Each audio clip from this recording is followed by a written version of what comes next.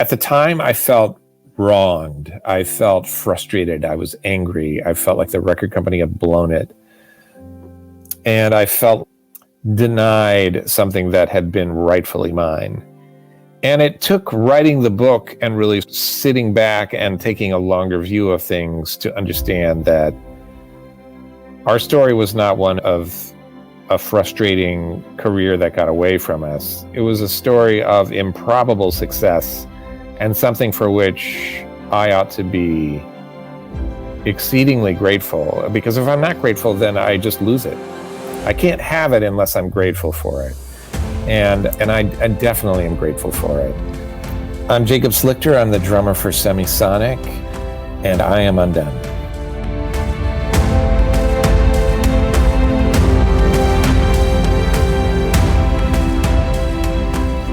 Hey friend, I'm glad you're here. Welcome to episode 62 of Becoming Undone, the podcast for those who dare bravely, risk mightily, and grow relentlessly. I'm Toby Brooks, an athletic trainer, strength conditioning coach, and a professor. Over the past 2 decades, I've been blessed to work with some incredible achievers. And over time, I've grown more and more fascinated with what sets them apart and how failures can frequently be the necessary steps on our path towards success. Each week on Becoming Undone, I invite a new guest to examine how high achievers can transform from falling apart to falling into place. I'd like to emphasize that this show is entirely separate from my role as a professor, but it's my attempt to apply what I've learned and what I'm learning and to share with others about the mindsets of high achievers. If this is your first episode, my hope is that you love it, that you find enough value in it, that you'll commit to making me part of your weekly routine, maybe on your walk or on your workout, during your commute, or at the end of a long day. I'd love the chance to become a regular, welcome, and meaningful source for good and growth in your world. So stick around. And if you're already a regular, thank you so much for that love and support. I'm excited to share that in the most recent data available from Chartable, the show has continued to climb, and we're closing in on 5,000 listens for the year. So for real, thank you. For Illinois native Jacob Slichter, it was a slow and steady climb into the world of commercial music. But once it happened, it was a whirlwind. The son of a professor and Harvard-educated scholar himself, Jake played from coast to coast and points in between before connecting with eventual bandmates Dan Wilson and John Munson to form the hard-to-genre late 90s and early 2000s group Semisonic. The group released 3 albums on MCA Records, with their 1998 Feeling Strangely Fine and its opening track Closing Time going platinum and reaching iconic status the world over. Unfortunately, after the release of their 3rd album, MCA bailed and the group found themselves without a clear path forward. They never actually broke up, but each member went their own way for a time, with Jacob writing and publishing his book, So You Want to Be a Rock and Roll Star, in 2005. While a lesser person might be angry and bitter for the way things didn't end up, Jacob's thankfulness for the unlikely, unpredictable, and eventually abruptly ending ride is inspiring. And luckily, the group's now back together and released their first full-length studio album in over 20 years, Little Bit of Sun. So do yourself a favor, cue up some Semisonic on the streaming app of your choice, and listen in to episode 62, Gratitude, with Jacob Slichter. This week, I am super excited. We've got a fantastic guest, just finished his book, and great stories. But Jacob Slichter is joining us, drummer of Semisonic. I almost said former drummer, but new music coming out this month. So we'll get to that a little bit later. But Jacob, welcome to the show. Thank you so much, Toby. As I shared with you off camera before we started, this podcast is really about how we can take things that the world would view as setback and kind of reframe them and talk about how they set us up for success. So I always start off with a little bit of a softball. What did you want to be growing up and why? It's morphed. I think when I was a little kid, I wanted to be an archaeologist. And that may have been because I was digging in the garden with my mom, and I like just getting my hands in the dirt and all of that stuff. And then I think for a while I thought about being an architect because we knew an architect, and I had seen some of the models of houses and buildings that he had designed. And I thought, oh, that's cool, like thinking about space and 3-dimensional stuff. All the while I had been playing music, but it was not until I got into a band in high school with some very serious and much better musicians that it occurred to me that music, becoming a musician, was something that not only I could do, but as I got rolling in that band, I realized it really was what I wanted to do. So I think I realized that I wanted to be a musician somewhere around the age of 15. That's great. Yeah. I know you mentioned in the book how it was a diverse group. You were the only, I believe, white member of an all-black funk band. Yeah, for the first iteration of it, at least. Yeah. Yeah. And you end up going to Harvard to study in an area maybe related to that. Did your early formative musical experiences influence that pursuit, or was it different altogether? No, that was definitely part of it. So in college, I majored in Afro-American studies and history. And I think part of that was definitely shaped by my experiences playing in a mainly black band. It was also shaped by my grade school lessons in Black history, the civil rights movements, and things going all the way back to slavery and things like that. So I just, the subject matter had always felt very important. And in terms of like how I was looking out at the world. And as a music listener, I really had gravitated to Black artists. And so I think when I got to college, I started reading Black writers who were talking about how their art intersected with how they think about the world at large. And those were very much questions that were on my mind. So that was all kind of part of what led to that decision. That's great. We have that in common as well, not on the scale of yours, but I was the white drummer in an all-black church, and it was a running joke that the guy with the least amount of rhythm was up there leading the rhythm section. That's great. There is a great tradition of white drummers playing in black bands. Greg Errico, Sly and the Family Stone was not all black, but it was mainly black. And Greg Errico was the drummer for a while, and then Andy Newmark. And then, of course, it goes the other way, too. I think there are so many great rock musicians who are black. And I think a lot of people wrongly assume that rock and roll, though it was first black, is now mainly a white art form. And I really heavily dispute that. Yeah. I've been trying unsuccessfully to get Will Calhoun on the show. Big inspiration for me, Living Color, and that group was transformative for me.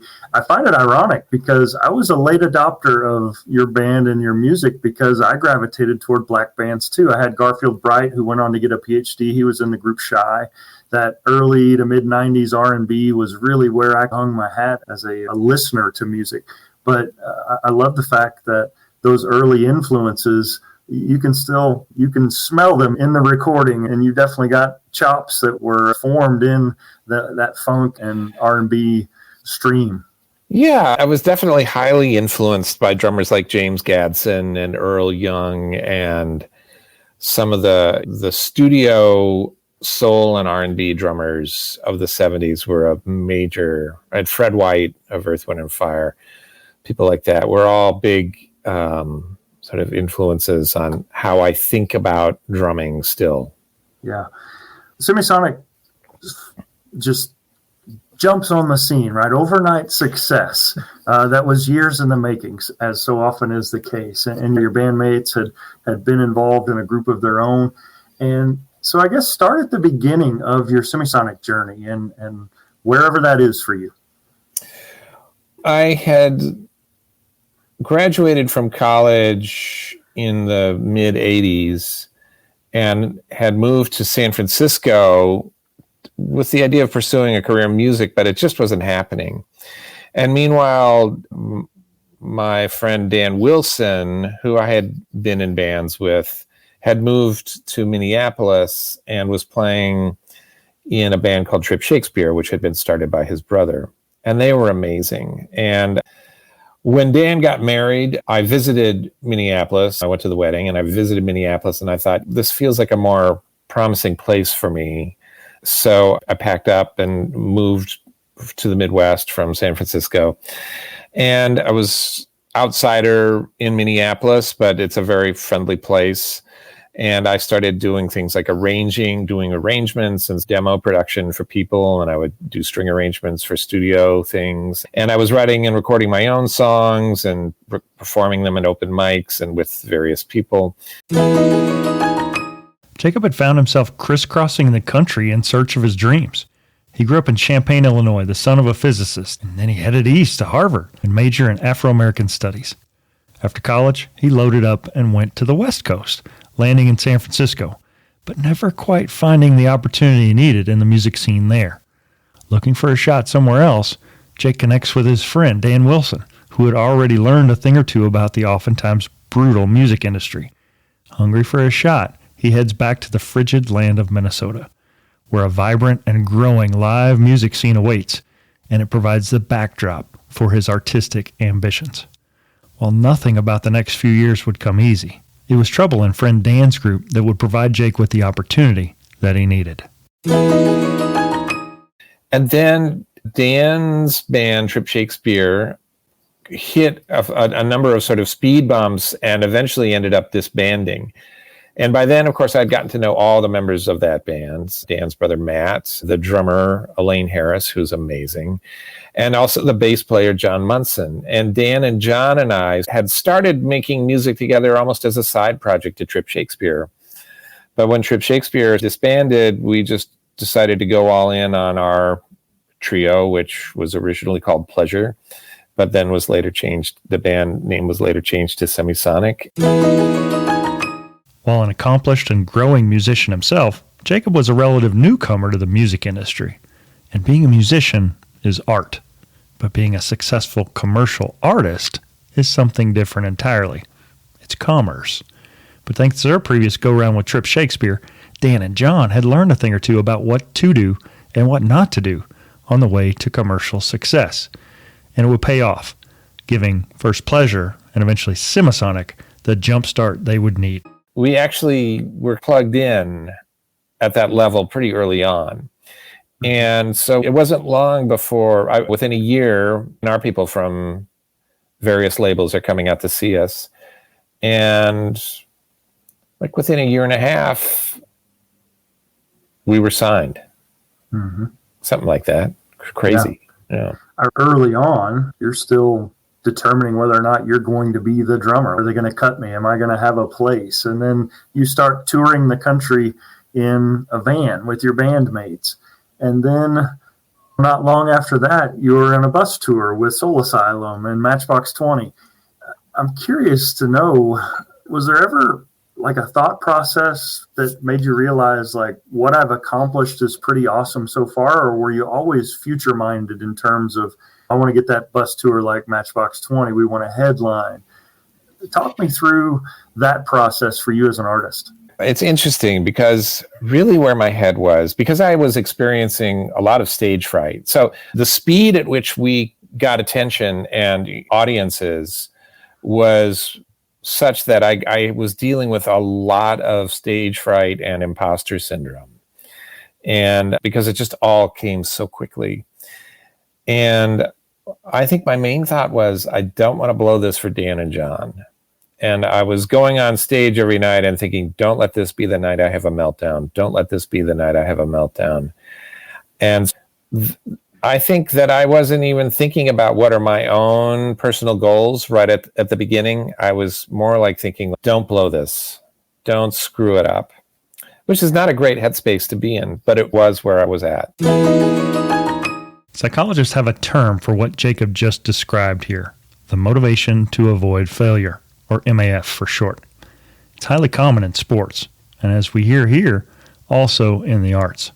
Jacob was the last member of the three-piece group who had come together to form a new band, and he didn't want to let his new bandmates and friends down. But unfortunately, such thoughts are destructive. Many sports psychologists have pointed out that when we have a motivation to avoid failure, our brain tends to filter our internal dialogue. If I step up to the free throw line and silently think, don't miss, don't miss, don't miss, my deeper cognitive centers that coordinate my muscular actions actually trim off the word don't, and instead I process miss, miss, miss. For Jacob, it was a frightening and debilitating season that he managed to power through without incident. but it's the first glimpse we get to see in the cerebral, soft-spoken, somewhat reluctant rock star he was destined to become. Once we got done with our first album cycle, so we recorded a record which was a critically acclaimed commercial disaster called Great Divide. And it's a great record. I still love it. And I think our fans really love that record a lot. Once we got done with that, and I had been around the circuit once, I'd made a lap around the track, as it were. Then I started to think in terms of, damn it all, here's what I want. I want us to get successful. And I went from being on defense to being on offense. Yeah. So I think that's when I shifted over. Great Divide is a great record, but through promotion challenges, a record company that isn't sure what to do with such a unique sound and group, and with a musical sound that kind of defies the pigeonholing like top 40 or alternative or metal that would make the group fit somewhere on the radio, Semisonic's first effort stumbles out of the gate. Making things worse, the songs picked as singles fell flat on the radio too. With a 3-album deal in hand, the group knows they need to turn it around with their sophomore effort, and that's when they put together what will become the multi-platinum Feeling Strangely Fine, which included the song they'd become best known for, Closing Time, the anthem of exhausted service industry staff the world over. While it wasn't exactly overnight success, it was still pretty fast success. But being a rock star isn't all you've probably imagined it to be.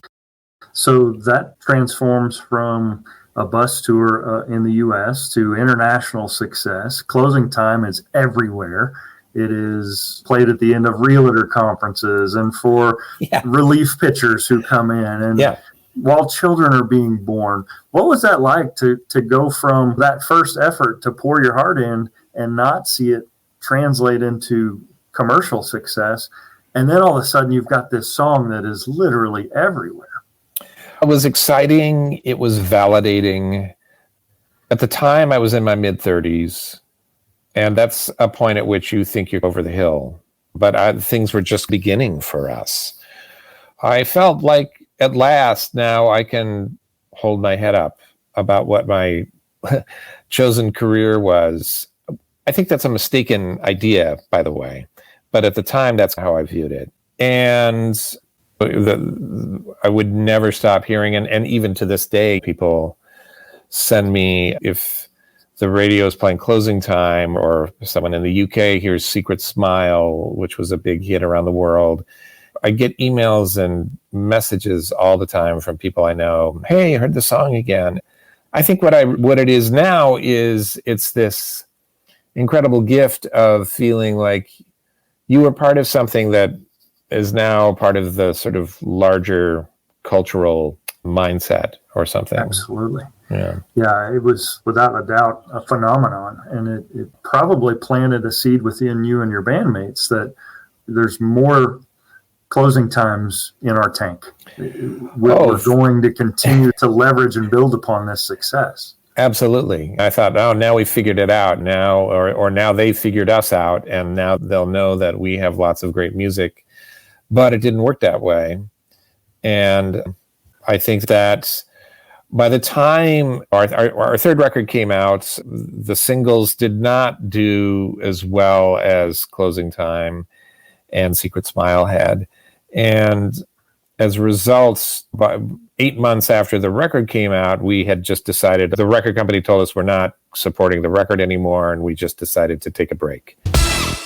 The band's third album, All About Chemistry, failed to meet with the same success as Feeling Strangely Fine had, and at a difficult time for the music industry, and specifically at their label MCA, the thought of creating a fourth album was put on pause. As lead Dan Wilson would be quoted, "I honestly believe we'll make another record, but I don't know when that will be."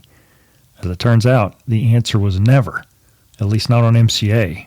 Jacob pinned the words to the closing time of this whirlwind chapter of his life in his fantastic memoir, So You Want to Be a Rock and Roll Star. Within it, he writes, 2 days later, as Dan and I took a break from recording a drum track, the phone rang. It was Jim from MCA calling to tell us that MCA had just dropped Dan's solo record and dropped Semisonic. I stepped out for a walk, wondering if I was a fool to have been surprised. I was but a dot in a wide white plain, and a year earlier my face had filled billboards. For Jacob, it was an incredibly humbling and difficult time. At the time, I felt wronged. I felt frustrated. I was angry. I felt like the record company had blown it. And I felt denied something that had been rightfully mine. And it took writing the book and really sitting back and taking a longer view of things to understand that our story was not one of a frustrating career that got away from us. It was a story of improbable success and something for which I ought to be exceedingly grateful. Because if I'm not grateful, then I just lose it. I can't have it unless I'm grateful for it. And I definitely am grateful for it. So I think that was an important kind of shift for me, to recognize that worldly standards of success. It was at that point that I realized that my earlier self, who had said, oh, finally we have a number one hit, had missed the point. Mm-hmm. Like, our success had actually come much earlier. And it was just merely the fact that we had an audience and that we had a band and we were making music that really spoke for us. And we had a process that through which our songs and our musical ideas had an outlet. Jacob's wisdom here is powerful, and his words come from a place of deep introspection and heavy personal work to reach a place not of anger or resentment, but thankfulness and gratitude. It would be easy for any of us to understand if he felt slighted. The band had gone from international tours, videos on MTV, multi-platinum. Closing Time had reached number one on the Billboard Modern Rock chart and charted in Australia, Ireland, New Zealand, and the UK. The song was nominated for the Grammy Award Best Rock Song in 1999. Their success was undeniable. Yet less than 2 years later, they were a band without a record deal, and an uncertain future lay ahead. Over time, he came not to resent what never came to be, but to love and be thankful for what had passed. And that's really the sort of definition of artistic success for me. Commercial success is utterly separate from that. Right. I think that's so well said that you mentioned that it was an unlikely success. I think it's safe to say that you all were reluctant superstars in many ways. You weren't the type that would throw a temper tantrum because something was running behind schedule, or you didn't insist on your own way. And in some ways, that may have allowed you to be taken advantage of, or maybe not given the due that was maybe rightfully yours. It's almost like nice guys finish last. Did you get a sense of that? Sometimes there were situations where I thought our amenability cost us respect points, but you really can't do it any other way than just be who you are.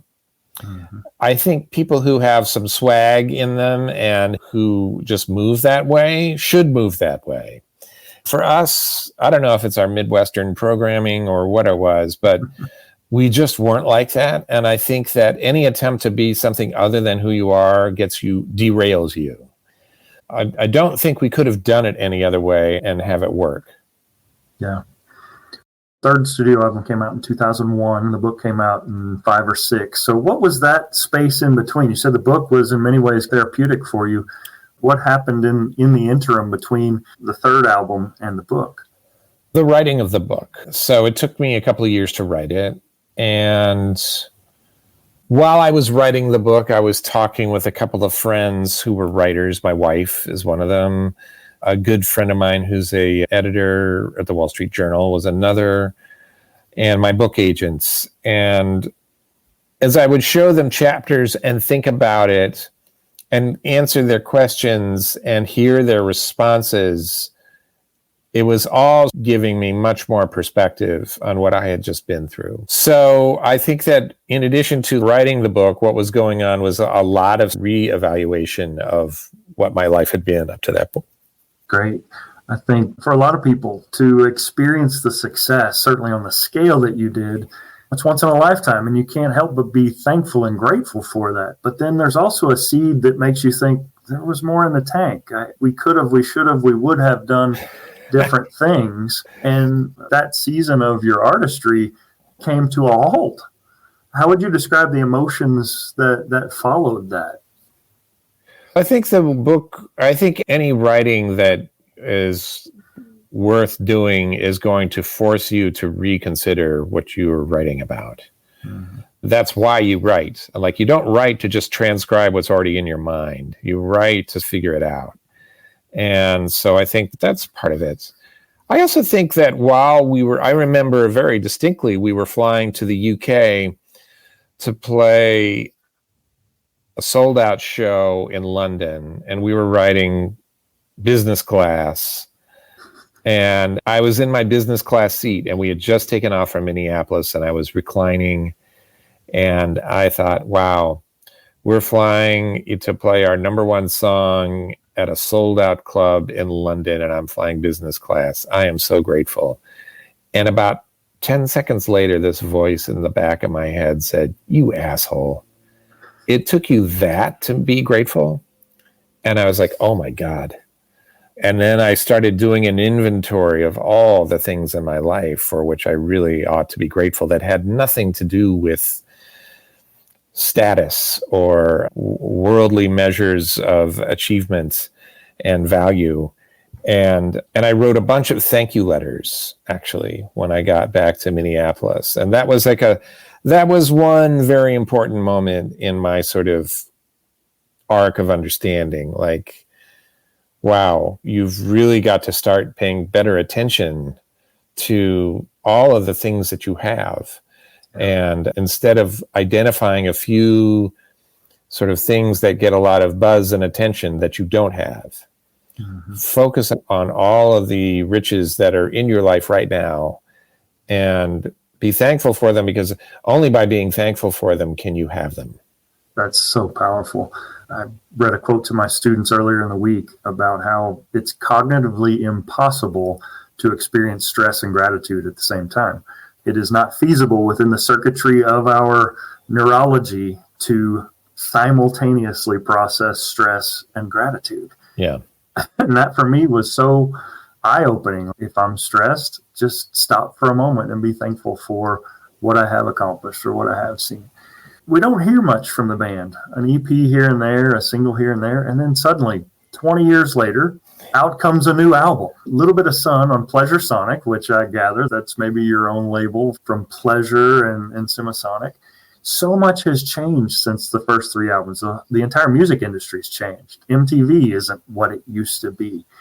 I loved this description of the album, that it looks at the past with appreciation rather than longing. And I think a lot of times we can be introspective, but then we can come across like that sad high school jock still wearing his varsity leather jacket around 40 years later. This is not that. Talk to me about the new album, where the genesis for that idea came from and what it means to you. I think that we had always been intending to make more music. When we took a break in 2001, we were not disbanding, but we all eventually moved to different cities. John stayed in Minneapolis, but Dan lives in LA and I live in New York. Dan has this amazing career as a Grammy-winning songwriter, producer. He's co-written smashes for Adele and the Dixie Chicks, and he's nominated for Best Song this year for a song he wrote with John Baptiste, and he's nominated for Best Country Song for a song he wrote with Chris Stapleton. So he's had this incredible career as a songwriter. And so all of that was happening, and then John has this amazing sort of jazz trio in Minneapolis that plays punk rock and indie classics. So it's upright bass piano vibes, and they're playing London Calling and Hey Ya by Outkast, and, all kinds of music. They're not old standards, they're new standards. And so he's been doing that, and he's done a lot of things on public radio and things like that. And then I moved to New York and wrote a book and became a teacher at Sarah Lawrence. So we all had these different lives going on, but all the while we were on the phone with each other all the time saying, hey, when are we going to get back together again? And I think what happened was Dan started accumulating a pile of songs that actually felt like Semisonic songs. instead of Adele songs or Nada Surf songs or any of the artists with whom he had been collaborating. They really sounded like Semisonic. We started getting together in, I think, like 2017-ish to start recording what became our EP that came out in 2020, which is called You're Not Alone. And then the ball just kept rolling, and the songs just kept coming, and we got together more and kept recording. And as has always been the case, Dan writes way more songs than we can ever fit onto an album. And so there's a lot more recording than there is visible output in terms of what the public sees. But, that this has been, we've been waiting for it. And in the past 5 years or so, we've really started making it happen. And of course, last summer we toured with the Bare Naked Ladies and Delamitri, and we've been playing shows in Minneapolis and here and there. And I think that the time was right. There was a sort of, we just had to wait for the planets to line back up again, and they did. Yeah, the album's great, and I love just how positive and how through the lyrics and the music as well, how you're able to look back on those experiences you had as this world-traveling rock band and recognize that there were human elements to that as well. And it really is a fantastic listen. So congrats on that. Thank you. How would you say you're different as a result of what you've been through? Had you just gone straight from Harvard, finishing your degree, into a teaching career, how has this foray into rock stardom changed you as a human being? I think that, I don't know about the stardom part, we never really were stars. We were near stars, but our songs were the stars. So everybody knows our songs, but people generally don't know our faces, especially mine. I think some people know Dan and John just because of their sort of slightly higher profile in the world. But I would say that one thing that experience really taught me was, like, it doesn't come quickly. And it doesn't necessarily last. And you've got to take pleasure in doing the actual work. You've got to actually enjoy the work, because that's really what you have in the end. That's the only thing that's guaranteed, is you get to do the work. If you don't like doing the work, it's the wrong choice. And I think that's an important lesson. I think one thing I learned, I might have learned this in other ways, so you never know. But one thing that I learned is that showing up to do the thing is important. You've got to actually, I think creative pursuits are daunting because generally our taste is way out in front of our chops. Mm-hmm. So we have much better taste as readers than we are able to produce as writers. We have better taste as music listeners than we are able to produce as musicians, at least for the first many years of our work as artists. So you've got to be willing to just hang in there and keep showing up and just trust in the power of showing up. Yeah. So that's one thing I really stress to my students is, trust me, you've got to show up. Right.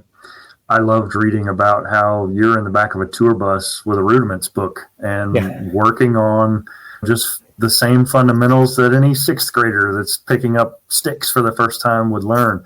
You're on a tour bus on a rock show.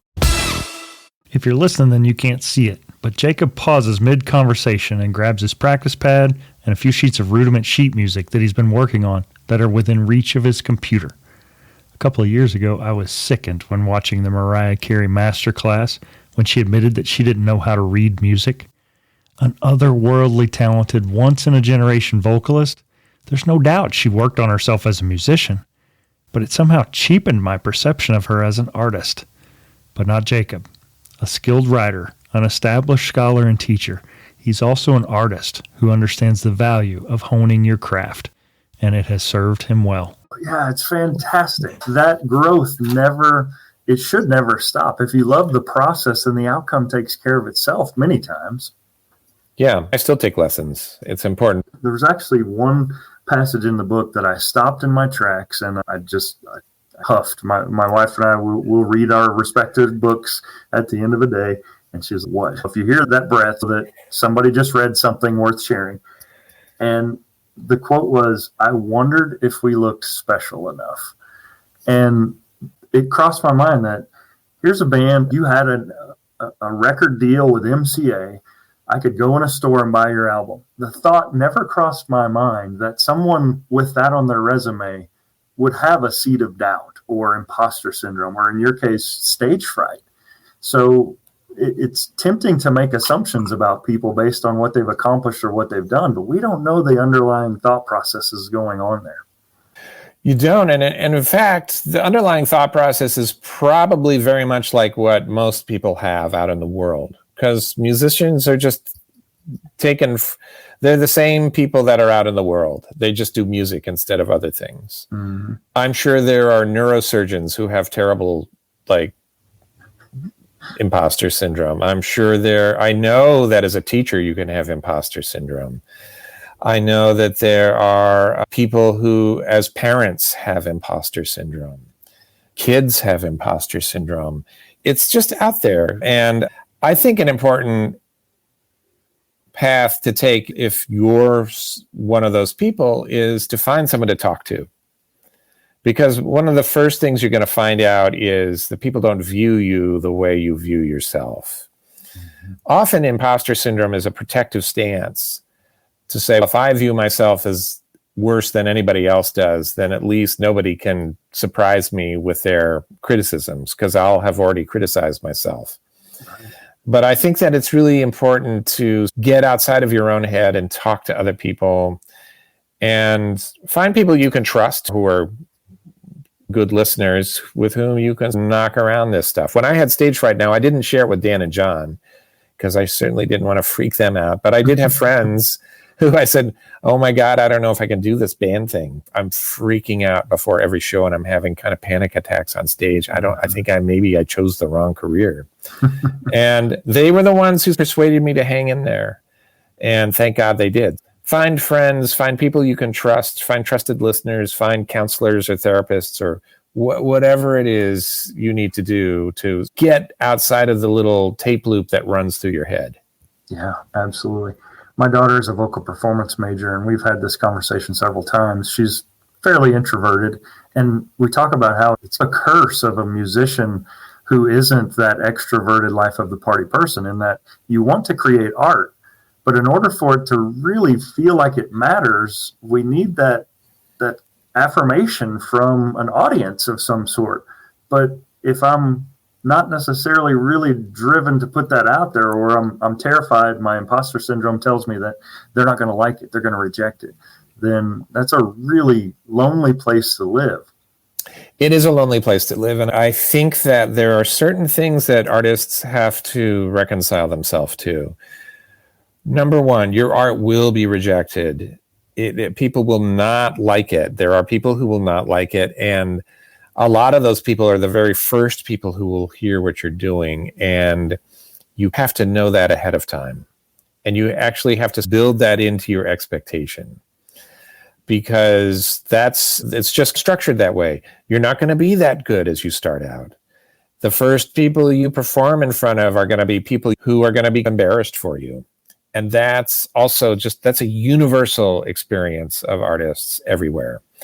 And I think every musician, for instance, has had the experience of playing a recording of their music for their family. And the minute they press play, someone in their family gets up and says, "Who wants ice cream?" They just can't handle being in the room with what you've done.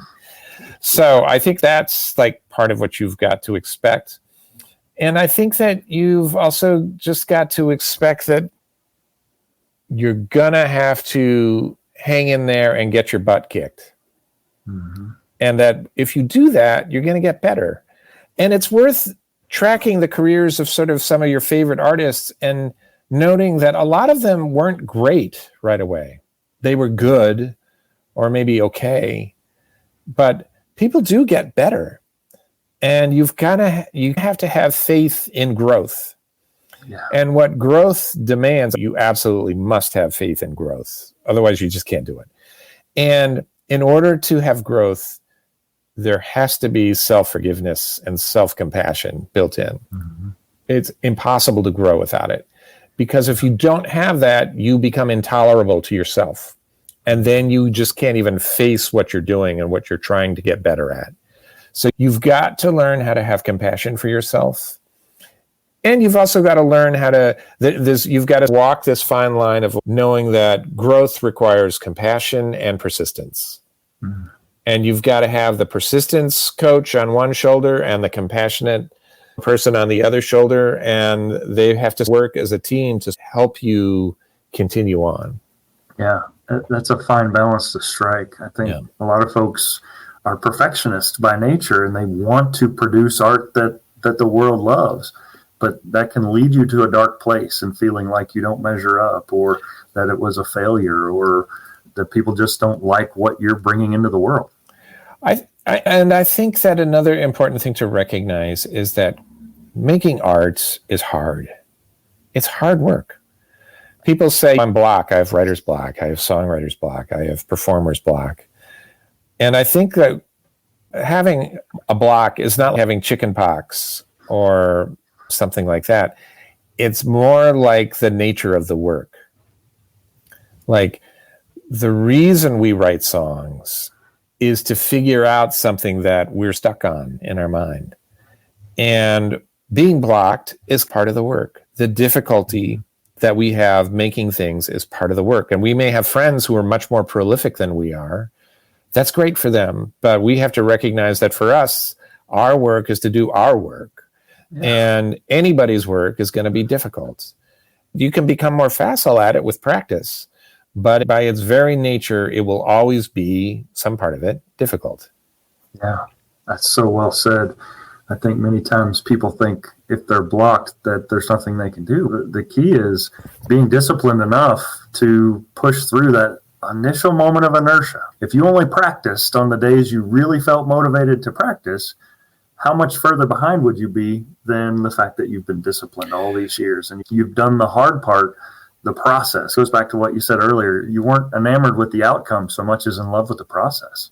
Yeah, and I think that for that reason, I think your process has to have both persistence and compassion built into it. So for instance, my writing process is 15 minutes or more a day, 5 days a week. The reason I set it so low at 15 minutes is you've got to have a number that is scandalously low that you can hit it even on your worst day. Yeah. And then what happens is, and if you tap out after 15 minutes, that's allowed. What it does is it builds the ability to start. And as any creator will know, the first 15 minutes are the hardest 15 minutes. Once you get those 15 minutes under your belt, the next 15 are a little easier. And then you start to get into a role. And then, of course, at a certain point, you will become exhausted. But I think that being compassionate in your goals is what allows you to be also persistent and show up.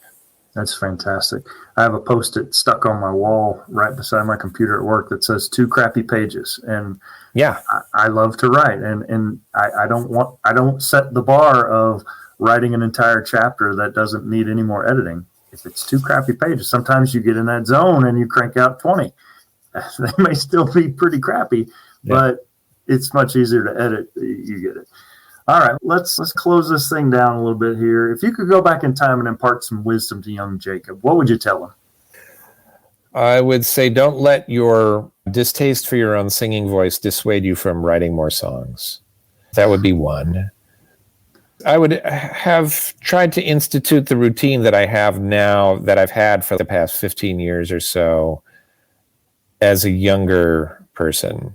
I went in and out of having intense super routines of 5 hours a day, and then I'd wipe out, and then I'd try and go full bore, and then I'd wipe out again. And I think I would go back to younger Jake and say, hey man, just try and show up for a little bit on a regular basis. That might work better for you. Yeah. And I'd invite him to be more compassionate with himself. I'd invite him to know that he doesn't have to be hard on himself, because he'll always be hard on himself. He doesn't have to go out of his way to do that, because that's just built in. And I think that's actually true for a lot of people who are hard on themselves. I think they worry that if they're not hard on themselves, they'll become softies and they'll start slacking. I don't think that's the case. I think actually there's a way in which becoming too hard on yourself is what shuts you down. Yeah. That's wisdom. Young Jake would be served to listen well. My next to last question. I love music and the emotions that it can frequently represent. What song would you pick as the soundtrack to a montage of your life, and why? Got to be Stevie Wonder. I don't know. For some reason, the song "Smile Please" comes to mind, and for no other reason than just the mood of it is it's both mysterious and joyful and generous. And I think finding the generosity within yourself and for everybody else is important. And I feel like Stevie Wonder's music, maybe more than anybody else's, just kind of overflows with generosity. That's fantastic. I've created a Spotify playlist with all of my guests' pick. It's like a mixtape of all of my Becoming Undone guests and the music that they chose from that question. Last one, I ask it of every guest. What for you remains undone? I've got some books that I want to finish. I think those remain undone. I keep practicing drums, and my growth as a drummer will never be done. I think my growth as a writer will never be done. So I don't necessarily know in terms of bucket list items, other than like maybe manuscripts I have in progress that I would just love to get done with. But in the bigger picture, I think I just want to continue growing as an artist and making connections with people out in the world to build better communities in the circles that I run in. Those might be my main goals. That's great. I've seen video of you playing a keyboard and drums and even singing, maybe all three simultaneously. So as a musician, your dexterity is unmatched. I can remember playing a drum set and not being able to communicate and form words to people that were asking me questions. So I can't do that. That's really hard. I don't know how people do. Some people do that, and I don't know how the heck they do. Yeah.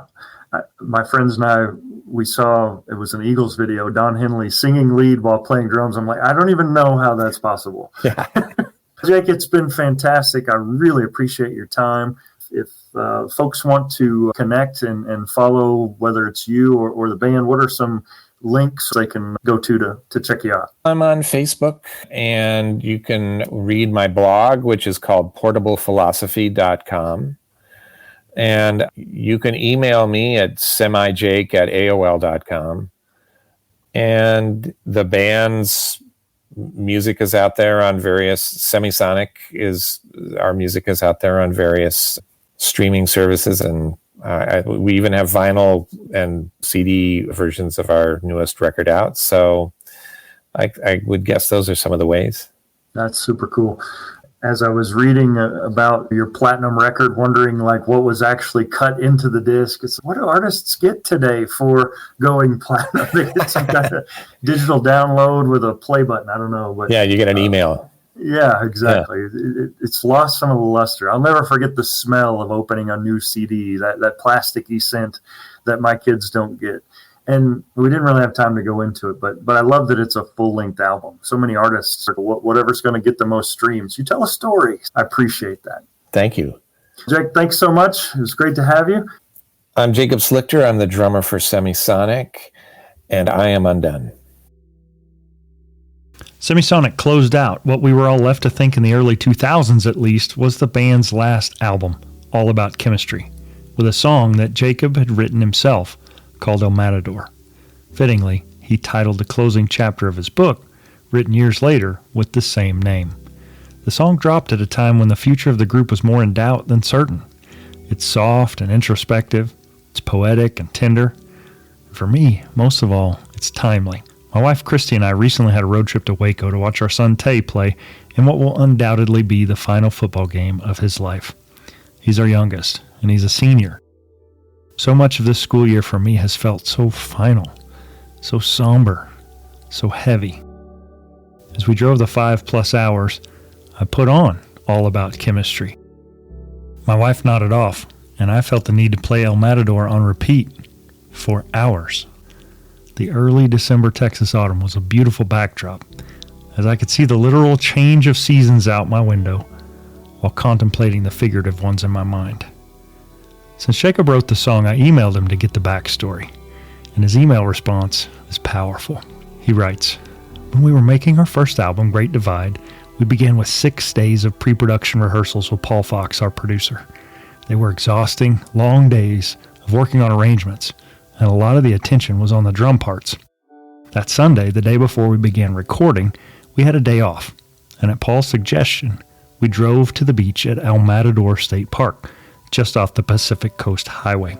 We drove there through the canyons, which opened up into a glorious vista of the ocean. Down on the beach, I lay mostly in the sand, recovering in exhaustion. Eventually, I got up, and because it was hot, I went for a swim. The water was refreshing. A couple of years later, when we were making All About Chemistry, I wrote the song, thinking about that day on the beach, and not only this moment in our career, but also my parents. The lyrics, "Please don't go away, stay a while, was referencing all that, he concluded. For me, I immediately connected with the sentiment of the song as a bit of a love song and a farewell to a past that lay behind and an uncertain future that lay ahead. When my family was younger, our El Matador was a theme park in Indiana called Holiday World. It was the closing verse on our summer for several years, and it's safe to say that the very best days of my life were spent with my wife and 2 young children right there in that park. No phones, no worries, just a whole day set aside for unfettered, unrestrained joy taken in one another. As I heard Jacob's words, "Please don't go, stay a while," I felt grief and longing for those days, now forever left behind. My kids are now young adults. All that I have left of those days are a few photos and my cherished memories. But thanks to Jacob, and thanks to his song, and thanks to Semisonic, I see that honoring the past doesn't have to dictate or mandate sadness. It can merely be the prelude to another chapter or another verse. In their hit Closing Time, the song's producer Bob Clearwater notoriously added a dramatic pause where the group lingers for a measure. If you've heard the song, and honestly at this point who hasn't, then surely you can recall the musical pump fake where the anticipation builds. I can envision Jacob behind his single rack tom kit with his sticks raised in the air, poised and ready to slam down as the song rockets on from one part in the past to what's next. So if you're feeling stuck, like some aspect of your life is just not moving forward, maybe you could do like I used to do. Grieve, regret, long for what used to be. But as Jacob Slichter and his group Semisonic have taught me, maybe you aren't stuck at all. Maybe the verses behind you that are already gone were all just a magnificent, glorious, wonderful setup, and you're hanging there just for a moment in the space between your own Clearwater pause. Or maybe, just like in El Matador, there's a key change coming. So take courage, lift your head, steady your breath, and prepare yourself for that next verse. It's going to be a great one.